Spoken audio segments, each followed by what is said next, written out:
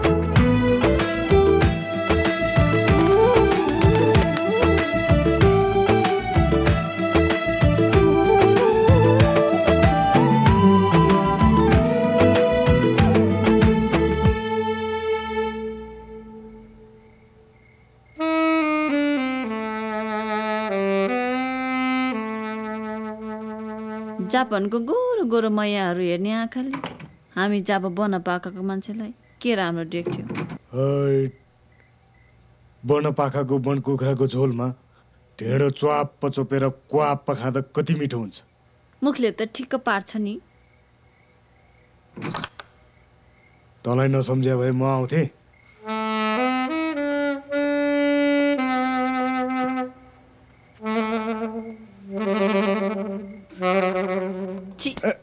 कष्ट हाट कामेको त्यही होला नि त म। बुढीसँग नि कोही आटिन्छ। तिमी 10 दिन माइत जाँदा त आतिन्थे। यत्रो वर्ष भयो भेट नभएको आतिदैन त। आत्तिनु हुँदैन कि।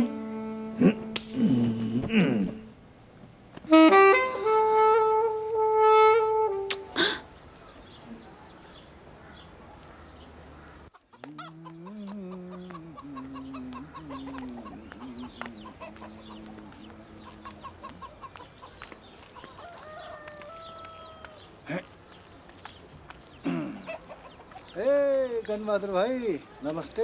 नमस्ते नमस्ते। ल लिनुहोस्, 22 गते बाछेको घरमा सत्यनारायणको पूजा छ। त्यही दिन कान्छीको टिकाटालोको पनि कुरा चलेको छ। आउनु है। होइन, कोसी त गरिदिनु भएछ कान्छीको बिहे। उसैको ठुलो भेनासँग नि। अच्छा, कसरी मान त कान्छीले?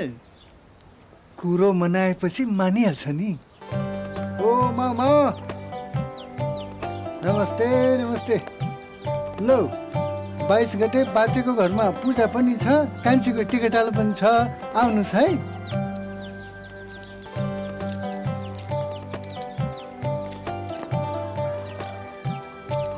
नमस्ते माइजू। लो 22 गतेको लागि निम्तो है।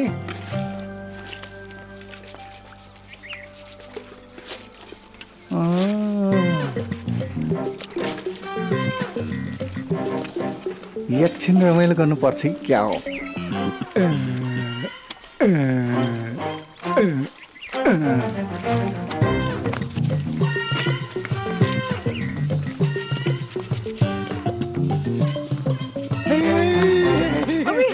मुर्दार लाटो पो रहेछ, कस्तो तर्छ। ल यता आइज। कस्तो मुस्केको हौ।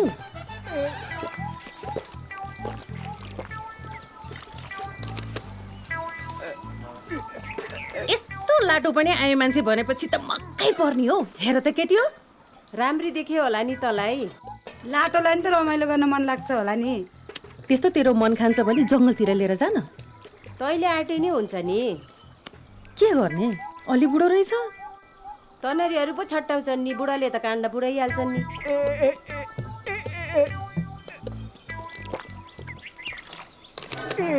अब यो लाटोले त मलाई आँखा पो झिम्कायो भाइ। छैले नि झिम्काइदैन त। हो त। ओए तैँले मलाई बिहे गरेर लिएर जाने हो हो? अनि तर म छ नि अँगालो मारेर सुत्ने है त। अलिकति साँप्रा देखाइदिएन, मुर्सै पर्छ लाटो। हो यसलाई त हेर्ने हो। ला हेर, ला ला ला।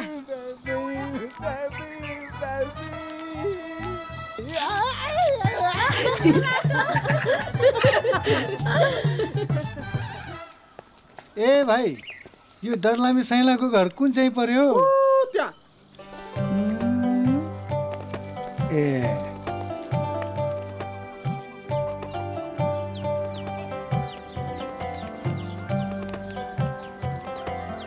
ओहो पुसाई नमस्कार। यत्रो वर्षपछि कहाँबाट सम्झिनु भयो तपाईँले? नमस्ते नमस्ते। ल बस्नुहोस्। ओहो म त निम्तो दिन आएको साइला। 22 गते बाछेशालाले सत्यनारायणको पूजा राखेको छ। त्यही दिन कान्छीको पनि ठुलो भेनासँग टिकाटालो गर्ने कुरो छ। जसरी नै आउनुपर्छ है। ओहो पूजाको न्युले सबैसँग भेटघाट हुनु पाउने भयो।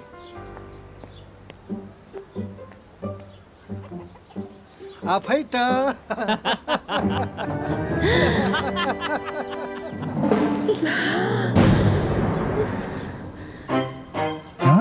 चाटेका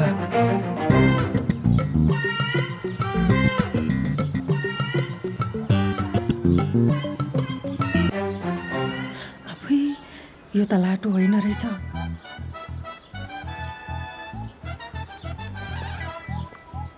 ए बुढी पुसाई चिनेनस्? नमस्कार गर। नमस्ते नमस्ते नमस्ते। अब पुसैलाई भोग लाग्यो होला। ए बुढी भात पस्का त।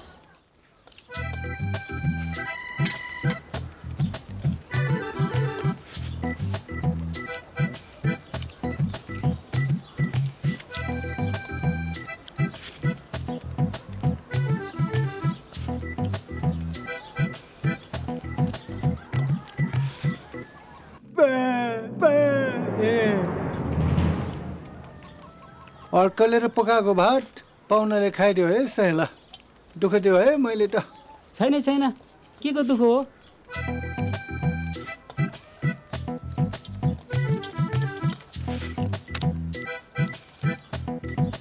पुसैले भात थाप्दैन।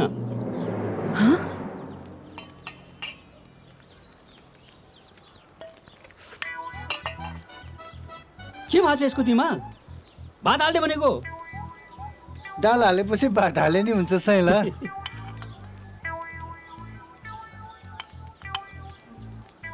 होइन योलाई आज के भएको छ? मलाई होइन पुसैले थप्दै भनेको।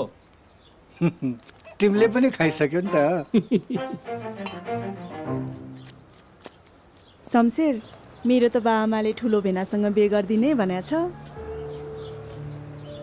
तँलाई नक्कली मैले भागौँ भन्दा किन मानेन भनेको त बल्ल पो थाहा भयो। यस्तो दौडेर बसेर रहेछस्। पोहोर मैले तँलाई भागौ भन्दा तैँले त हो नि जागिर छैन भनेर खुट्टा कमाएको। यत्तिको ज्यान भएको तन्नेरीले त हलो जोतेर पनि आफ्नो स्वास्नीलाई पाल्छु भन्ने हिम्मत नभएको हो तिहारा। अब मलाई किन यस्तो र उस्तो भनेर खोट लगाउँछस्? भने जस्तो पेन्सन पकाएर आएको भेना फेला पारेछस्, भइहाल्यो नि। हाम्रो भेना त कति गोरो, ज्यान पनि मिलेको, चट्ट परेको छ है। चिप्पेको छ, तेरो अँगालो भरि हुन्छ।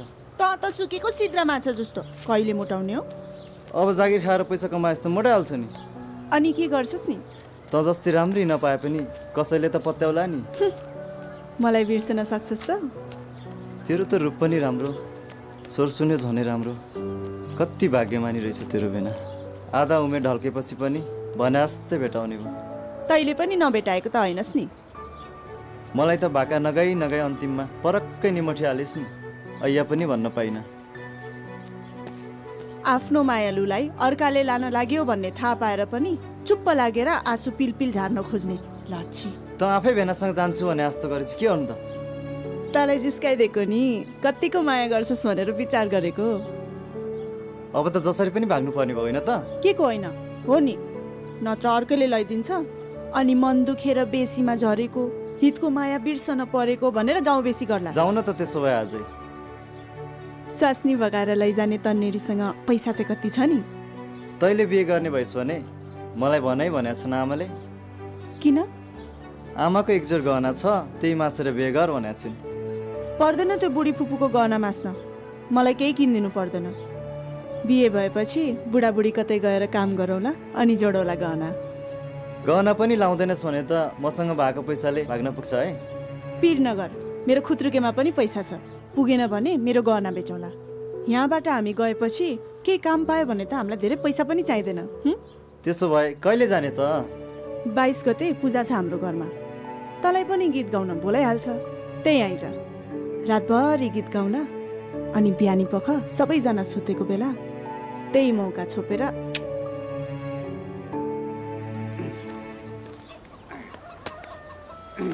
कति ढिलो गरेको यसले, छिटो गर्नु न।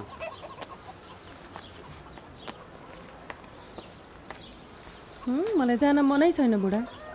ए आफन्तकोमा मर्दा पर्दा नगएर हुन्छ? हे तिमी एक्लै जाऊ न त। के रे फेरि भन् त, स्वास्नी मरेर म एक्लै आएको भन्ने म उहाँ गएर तँ गएन चाहिँ तेरो घर मर्दा पर्दा को आइदिन्छ? तँ जसरी पनि जानुपर्छ।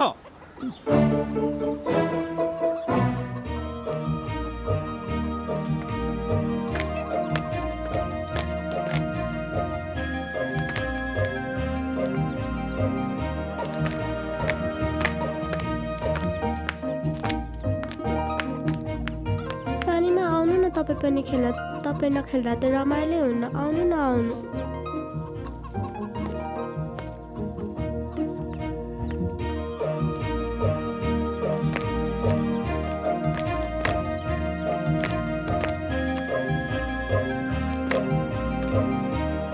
कान्छे तँलाई मुर्दार सबैले काम गरेर टेक्दैनस्, बडा पैको धनी हुने बेलामा चाहिँ केटाकेटीसँग खेलेर बस्छस्। नुहाइदे त्यो केटाकेटीलाई।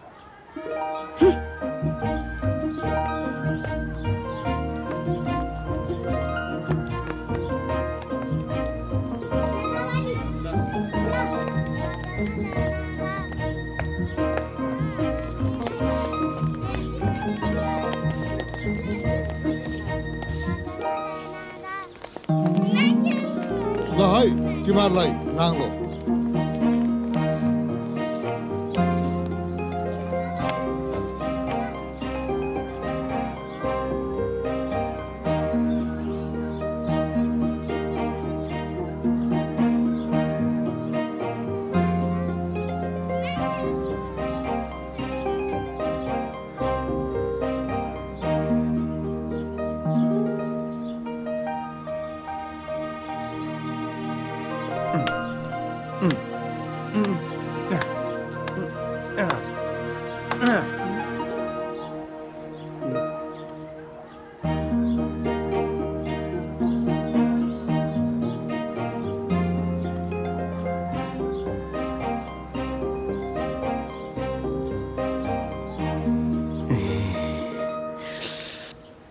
भरे घरमा पूजा छ, नुहाएर राम्रो हुनु पर्यो नि। जति राम्रो बनाउन सक्छौ बनाऊ तिमी। हेर दुईटा छोरछोरीको बाउ भएर पनि कस्तो तन्नेरी जस्तो गरेको। यो ज्यानलाई कसैले नछोको, कति भो कति। तिमीलाई थाहा छ नि।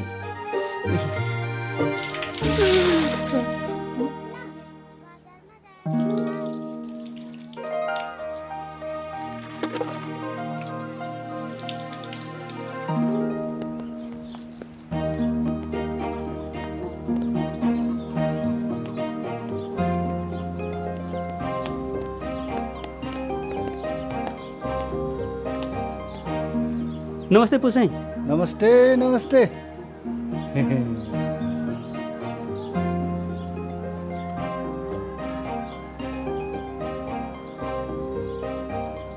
कस्तो घामले पाके कि आइमी जस्तो रहेछ। सानो सानो कुरो पनि सिकाउनु पर्ने। नमस्कार गर्नु पर्दैन? नमस्ते। पर्दैन।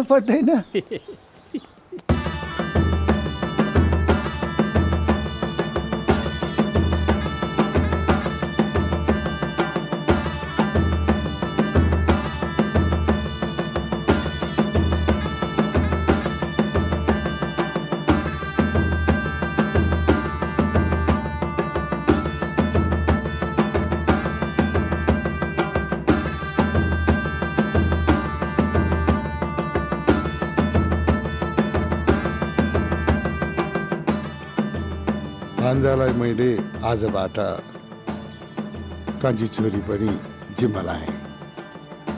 तपाईँहरूको बाँकी जीवनलाई मङ्गलमय मेरो शुभकामना छ। ल एकअर्कालाई माला लगाइदेऊ।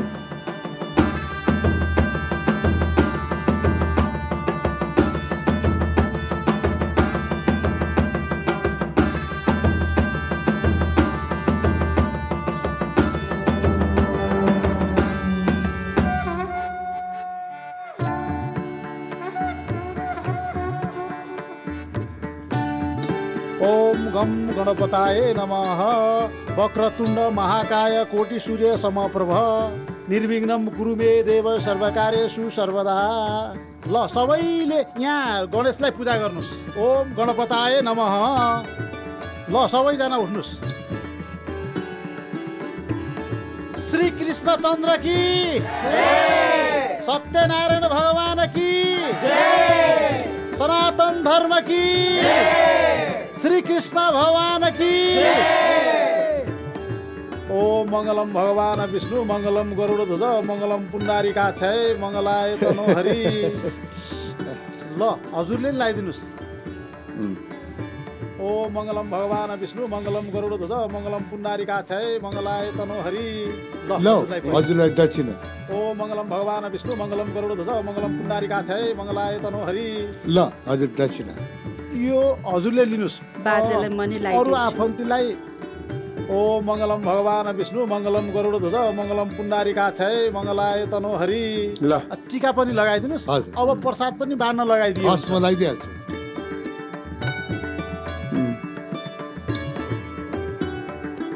चिरञ्जीवी रहोस्, भाग्यमानी होस्। ल भाग्यमानी छन् कि?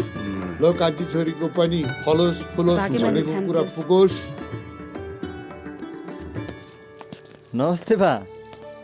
ए नमस्ते। आइपुग्यो शमशेर। यसो रमाइलो गर्नुपर्छ, नाचगान गर्नुपर्छ भनेर तिमीलाई सम्झेर निम्तो पठाएको थियो। आइपुग्यो। राम्रो पनि पाए बा, दौडेर आए। शाबास शाबास। भाग्यमानी रहेछ। कति मिठो स्वर। मिठो स्वर हुनेले त सरस्वतीले पनि बास गर्छ, तरुणीले पनि आश गर्छ। के आज यतै कतै खोज्ने हो कि? गीत गाउँदै जाउँ। राम्री र मनले खाएको भेट्यो भने के भयो बा?